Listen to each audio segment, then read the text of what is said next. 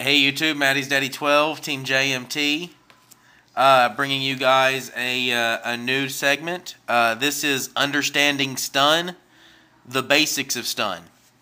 Um, so, as you guys know, like most of the big Yugi tubers have like their own little deck style or play style that they're known for. You take like WKDad1, he's pretty popular for his quick draw. MCO40 is pretty popular for his gadgets and his perfecting gadgets. Del Bleedo is pretty popular for his Infernities or scraps that he's been playing here recently. Mine has always just kind of been stun. Not just one kind of stun. There's a lot of variants of stun that I really like. And just to talk about some of those variants, you have Rock Stun, which has been getting a lot of support here recently. You have the Anti-Meta Stun that won the YCS Chicago at the end of the format, or the end of the last format. You've got like Gadget Stun that MCO40 is actually pretty popular for playing. You got Hero Beat or Light Beat that's been wrecking the meta here pretty recently. And then, of course, I got my invite in Nashville with my Chaos Stun build. The different aspects that you're wanting to touch on, or that I'm wanting to touch on, that you need to keep in mind whenever building a successful stun deck would be, one, you run a lot of one-for-one trade-off cards. A lot of your cards will be like one of your card will eliminate one of your opponent's cards. When you run stuff like that, you need to keep in mind what you're committing to the field. If I commit 3 monsters to the field and then attack into my opponent's Mirror Force, it's really hard for a stun deck to make a comeback from that, just because, one, you don't run many monsters in stun. A lot of successful stun decks will only run 15 to 17, maybe 18 monsters. So once you lose 3 of them, it's really hard to make a comeback from that. And then 2, you don't have a lot of cards in stun that will gain you immediate pluses. So once you lose a plus like that, it's really hard to gain back.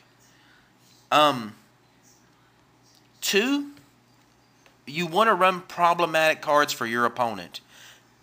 Like I said before, you don't have a lot of cards in this deck that gain immediate pluses.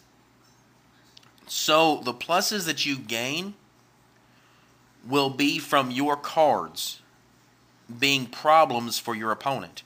If one of the cards that you're playing causes your opponent to use 2 cards to eliminate it, then you just gained a plus. Your 1 card forced him to use 2. That gains you an immediate plus. Next, a lot of your monsters are just beat stick monsters. A lot of them are like 1900 attack monsters, some of them 1800.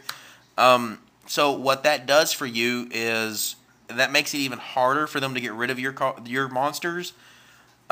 Just because they're big. I mean, 1900 attack is unless they're synchroing, is not easy to get around. Last, like I said, you don't have a lot of chances to gain pluses with this deck. So the pluses that you do gain are usually out of eating through your opponent's resources. Once you're able to gain card advantage on your opponent, you usually stand a pretty good chance at winning the game. And one of the best ways to gain advantage with this style of deck is playing conservatively and taking advantage of any misplay that your opponent will make.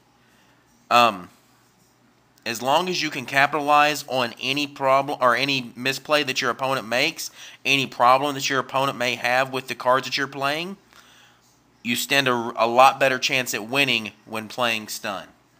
So what I have here are 4 cards picked out that I want to talk about that cover these different aspects. Now, these are not cards that you have to play in stun. These are just cards that I will normally play when I'm building a stun deck. And I'm going to tell you why I choose these and what aspects of what I just mentioned that they cover. So first off, we have Royal Oppression. We all know what this does. I pay 800 and I negate the special summoning of a monster. So what this allows me to do is, one, it doesn't affect me too awful much because there's not a lot of special summoning done in a stun deck. Two, this affects a lot of the meta. This affects plants. This affects X-Sabers. It affects Blackwings. Admittedly, they can play around it, but it still affects Blackwings. It affects Scraps. It affects a lot of the meta. That's the kind of stuff you're looking for out of the cards that you choose to play. Next, Thunder King Ryu. Like I said before, this guy affects a lot of the meta. Neither player can add cards from their deck to their hand, and I contribute him to negate the special summoning, and he's a 1900 beat stick. So this guy touches on several aspects of what I'm looking for out of my cards. So this is the kind of monster that you're actually looking for. Maybe not him, but a card like him. He affects the entire meta. He covers a couple different aspects with his effect, and he's a beat stick. Next, I have Solemn Warning. This card is a 1-for-1 trade-off card. As far as talking about it, this card could very well easily have been Smashing Ground or Bottomless Trap Hole or even Compulsory Evacuation Device, just because it is a 1-for-1 trade-off. Your opponent summons a problematic card. I'm able to activate it and get rid of it. This allows me to keep field control and allows me to eat through my opponent's monsters also. So yeah, cards like this just allow you to keep control of the field and allow you to continue to poke at your opponent with your beat sticks. Last, I'm going to talk about what I feel is probably the all-star or the MVP of just the stun category itself. Doom Caliber Knight. He is a problematic monster for your opponent.